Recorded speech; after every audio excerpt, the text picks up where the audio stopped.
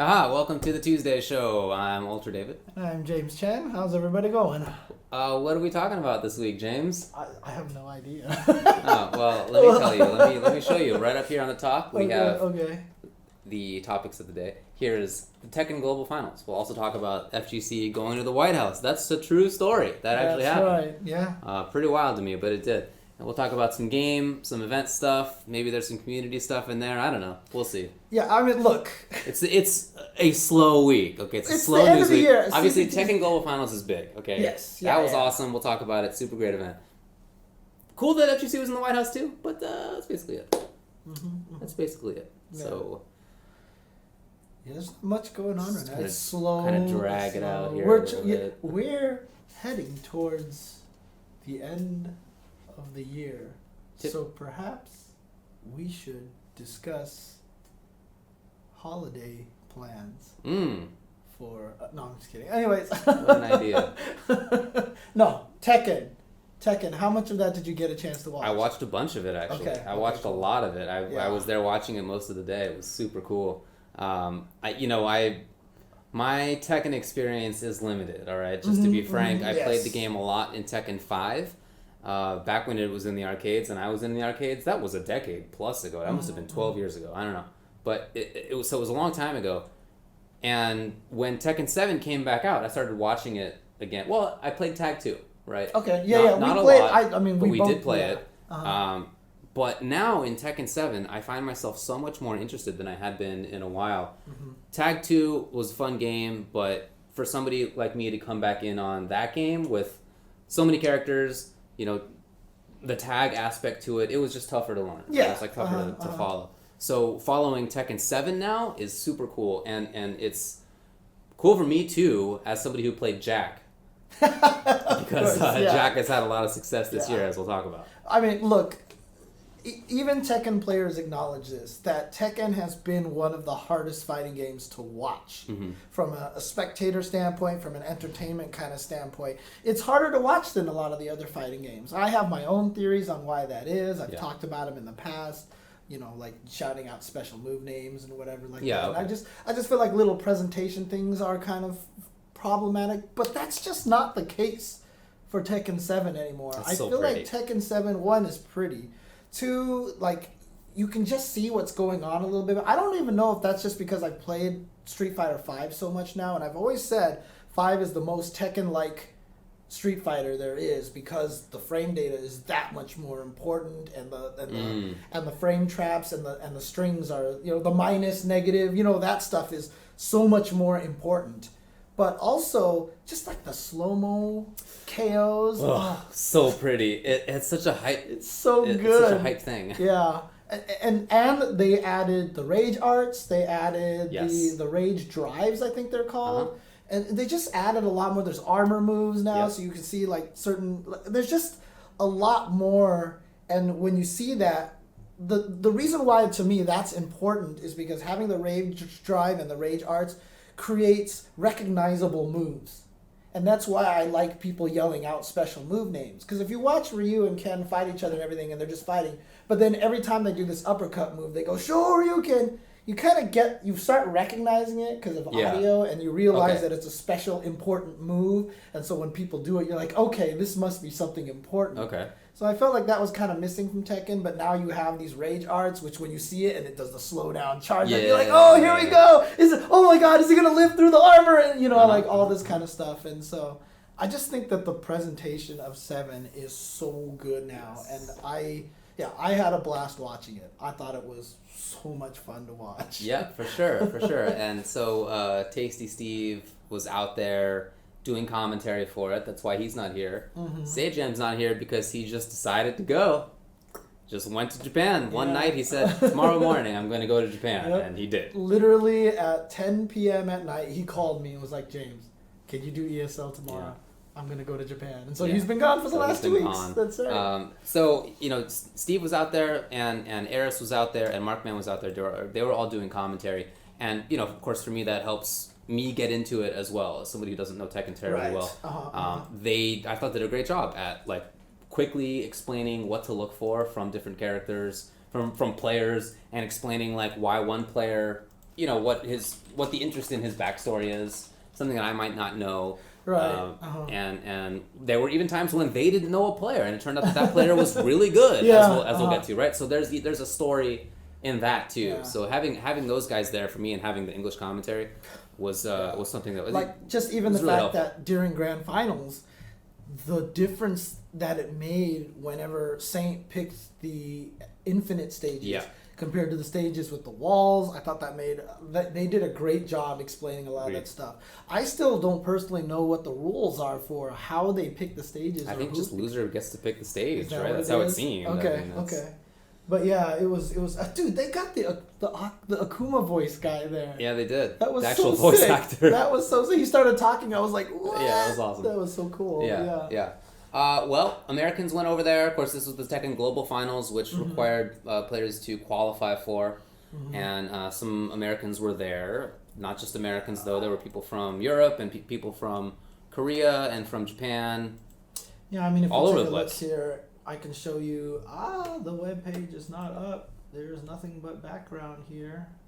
Hang on a second. Let me fix that really quick. There we go. All right. So, yeah, you can see here. Here's all the different blocks from all the players. Look, we got a player from Poland here. And here's the United States. Mr. Naps, of course, one of the best Tekken players in the States. For sure. Players from Malaysia, obviously Korea, and Japan were here. Indonesia. Princess Ling, there was 3 U.S. players, so Princess Ling was the second one. The third one was down here somewhere. Anakin. Yeah, Anakin was there as well. But yeah, so Philippines, United Kingdom was Kane and Trench. Yeah, his Yoshimitsu was sick, by the way. Tishuman from Italy, so a lot of players from all over. Although I believe he was from Japan. Oh yeah, but he moved out there, and like he was saying, like, I'm representing Italy. Yeah. You're right. Yeah, so it was very cool, and there was a women's qualifier as well. There's women's division, so there were a bunch of women players, and some of them were really good. I think Canis was one of them. Yeah, Canis was definitely one of them. Yeah. And then even AK from the Philippines, he was the really young guy who showed up a while ago and was like beating everybody up. He was here. In fact, he even won his own special award at the end for like they were giving like extra awards, and they gave him one for like most hype exciting player, or like because he was young and he was doing really well and stuff like that. So yeah, really cool. But all these players, they played in pools, and then the top 2 people out of each pool made it out, and then they went to a bracket. And Japan likes to do interesting bracket things. Like I think they got to pick their opponents, or it was something weird like that. Yeah, once they got to higher in the bracket, it was like that. But so we just have the top 16 results. Like you said, for each pool, it was a round robin, and only 2 players made it out. The Americans didn't do that fantastically. So only one made it out. Yeah. Yeah, I mean, there was a lot of hope on Mr. Knapp's side, but he didn't end up doing it. I think Gore Bob, the Akuma player, is the one who ended up beating him. And then also even Anakin, who had just been winning tournament after tournament after tournament in the U.S., didn't make it out of pools. Instead, it was Princess Ling who made it out of pools, which you can see here. Princess Ling tying for 13th place here. So it was Furumizu, Princess Ling, Gore Bob, who was the one that you said. The Akuma player. Yeah, and Tsubumi with Brian tied for 9th place. Nii. Yeah, Nii, obviously one of the best Tekken players ever with Devil Jin. 9th place, not top 8. That was definitely a big upset. Yeah, I remember watching this, and because everyone's saying like, oh, Street Fighter V is obviously not a random game because look at how the inconsistent results. Then I saw Nii lose, and I was like, should I pop off on Twitter? No, forget it. I'll just leave it. I'll let it go. But also 9th place was Canis with Claudio. Yeah. So the female players were not just there, to play and lose. She was super good. I think she beat Anakin, right? Was that who eliminated Anakin? So obviously that's an extremely strong player. Her Claudio was really good, really offensive. Right. And then what is this? Chikurin with Jin and Sho with Elisa. And then here in 7th place is Lohai with Law and AK from the Philippines with Paul. 5th place, I'm So Hot with Leo and Nobi with Dragunov. Oh, she beat Princess Ling. Okay, that's what it was. And then, Rather than Anakin. I knew it was one of the Americans. Kare used Kazumi in 4th place. 3rd place was Rush Cash. And then in like a sick top. What a good grand finals. Yeah, man. Grand finals. Chanel with Elisa in 2nd place. And Saint in 1st place. My man. Jack 7. Yeah. That one, so it was Saint coming from loser side, if I'm not mistaken, right? Or yes, Saint came from losers. And then he won like 4 in a row, and it looked like it was going to be a 6-0. Yeah, they started talking on commentary about how he was like destined to do it. And was like so poetic. Because he's the EVO winner. Yeah, he won EVO this last year. Yeah. And then they kept playing, and then all of a sudden Chanel like clicked. And like she started figuring it out. And he won, I think it was like 2 in a row or something. Let me see if they have a match log. Yeah, they here. probably do. Okay. So it was just 3-2 in the first one. And then after... Yeah, so it was 3-2. So I can't remember if Chanel went up 2-1 or not. Because I just remember that Saint had to like clutch it out in the last game. Yep. And he certainly did. Yeah. It was so good. And dude, the emotion from Saint, especially someone who won Evo, you would think he'd be like, look, I'm used to this. Right. I've won these things. But he got super emotional. Yeah, it was a big moment. The production that they put on there was really nice. Yeah. And so it must have felt like this big moment. Tekken was not in the Mandalay Bay esports arena or whatever, sports arena.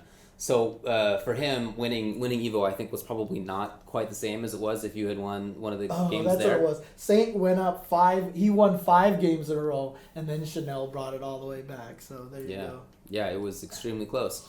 But yeah, just the production and winning it there. I just think that was a really big thing. But on top of that, the way that it happened. Right. Right. It was just so emotionally draining. He was up 2-0 in the second set. And you could see it, even though he was winning, he was like, you could tell he was putting pressure. And after he won, like my favorite comment was from Tasty Steve. You would see Saint start crying, and Steve was like, "Yo, the lip quiver? That's how you know it's real," because he was doing that, the shaky lip thing. Yeah. So but it was really cool. It was really awesome to see. Yeah, really good production. If you haven't watched, I definitely recommend at least checking out that grand finals because that match I felt was one of the best. Yeah. In a long time for any game, just the back and forth, and the way that it went, it was, I mean, you're right to bring up the stages, right? You could see so clearly when it got to an infinite stage how Jack could just like zone out. That's so cool. Which I bet you loved. I was all about it, of course. A big robot zoner.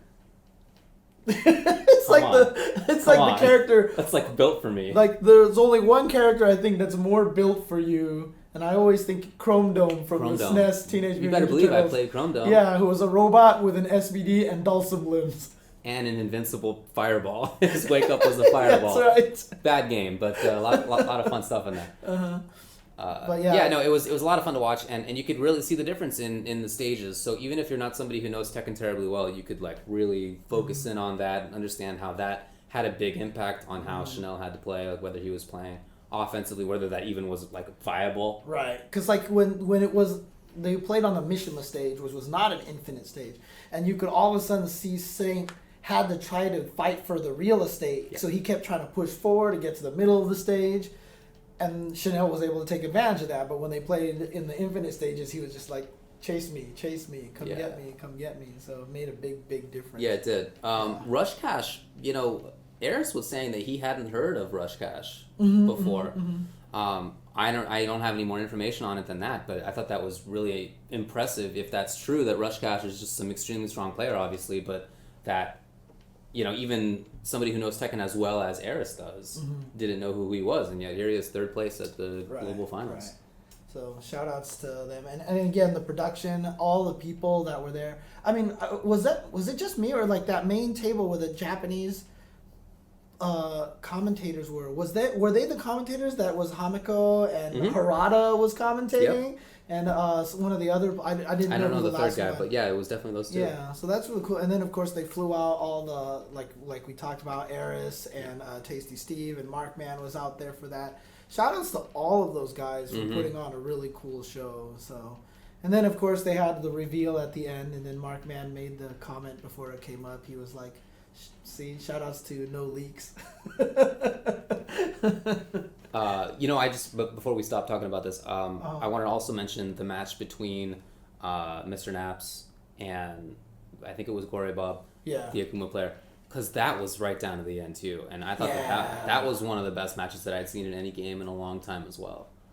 So the event like really lived up to what it could be. It was great production, really good matches. I loved commentary, and my favorite character won, so all right. It also felt like it just had that kind of stakes to it. Like you said, the production of it really kind of gave it that feeling. So yeah, really cool. and the results are interesting as well in that they were not the top tier characters that ended up doing well, right? That's something that they kept on talking about, that they were surprised not just that Nii wasn't up in that top 8, but also that the characters that were up there were not what they might have expected in terms of what they were looking at in the arcades succeeding. Yeah. And then, but as I mentioned, they made an announcement after the tournament was over, and they revealed a couple of new characters, and Kuma and Panda are joining the fray. 2 bears. It's the bears. I don't know, is that... I know one person who cares about... Dude, yeah, I think we're talking about the same person. Yeah, I know Super Effects. Yeah, he was like, yes! And I was He's the only bear player I have ever met. Yeah. I definitely know one. I know another bear player who played at like Evo East, and he did really well. I think he was the one that kept telling me he got like 3rd place. He's like, can you put up the videos to YouTube? Yeah. And I was like, I definitely will. And I never had. Wow, what a jerk. And even at Brooklyn Beatdown, he saw me this year. He's like, so when are you putting those Tekken videos up on YouTube? And I was like... From 10 years ago. I was like, damn, I'm totally going to do it. I need to do it, and I haven't done it. You still haven't done it. Oh, man. Yeah. I'm sure some people were excited for the bears. It did look cool that they're not just like a palette swap of each other. They have different supers, for example. I thought that was nice. But look, what we're all looking for is a release date. Yeah. That's what I was looking for. But they at least revealed when the release date is going to be revealed. They had a release date reveal. Great. Fantastic. But they said in February they're going to announce when it's coming out. Well, that's not very useful to me. In February, we'll know. So Tekken 7 release date in February will be revealed. That's super useful. No, I really wish that they would just do that, because the game is not out on console. It's been played... they said it's January, not February. My bad. The reveal of the reveal. Oh, is no, I January. think were you thinking about my tweet where I made the joke that they were going to announce it in February? A lot of people thought I was being serious, and I got tweets back saying, "Oh wow, it's going to be out in February, huh?" No, it's just a pun. I seriously thought you were just like mashing keyboard. I totally didn't get my joke. I didn't get the joke. I honestly did not get the all February. People, you didn't get my February. I did not get the February. Well, I'm disappointed in you, but okay, I'll have to work better next time, I suppose. Yeah. Well, I want the game to come out because I'm excited to play it. Yeah. And I've heard so many things about it being a lot more player friendly. Things are easier to do. They were talking about how the wake up system is a lot different now. That made it easier, so the Oki's not as confusing. Also, it was interesting. I want to know what the reason was. They were talking about King, and this makes me really want to play King. But they were saying that King actually feels like a true grappler now because of the way the throw break system changed. Oh, yeah? And I'm not sure what the details of that are. Like, they didn't go into details, but if King feels like a true grappler for some reason, I'm just like, dude, that might be who I want to go with. Then, okay. Yeah, I mean, Tekken historically doesn't really have archetypes in that way. But there are characters that are more about spacing than not, or grabs than not, but there's not like a heavy zoner, heavy grappler. There's not like, hey, look, I'm gonna plant weird things on the screen and control space. Yeah. But I'll tell you, since I watched this, I don't know if this happens to you, but I sometimes dream about fighting games playing fighting games all the time. And I've been dreaming about launching people with Jack Forward 4-2 to like dash forward, and it goes, and it does like this sick sound to it. Yeah, it's like really satisfying. and you got a lot of damage out of it, and it's super unsafe, and like you don't actually use it very often. Right. It's just slow and unsafe, but it's so sick. So I've been dreaming about that, and I'm looking forward to actually doing that in training mode. Probably not in real matches. Okay, cool. Yeah. Look, the event was really cool. I'm hyped for Tekken 7. Yeah. I have a lot of hope for this game. I really hope that Tekken 7 can create a Tekken resurgence. Agreed. It feels strange that Tekken is not one of those top level in terms of entrance games. Because it always was in earlier ages. Mm-hmm. It always was one of those big popular games, and it just hasn't been there over the last few years. So I hope that this is its entrance back into that. Alrighty. Well, do you have anything else to say about that? Nope. We can move on here. Alright. You want to take a break and we'll talk about the fighting game community and others going to the White House. Sure. Alright, no problem. We'll be right back, guys.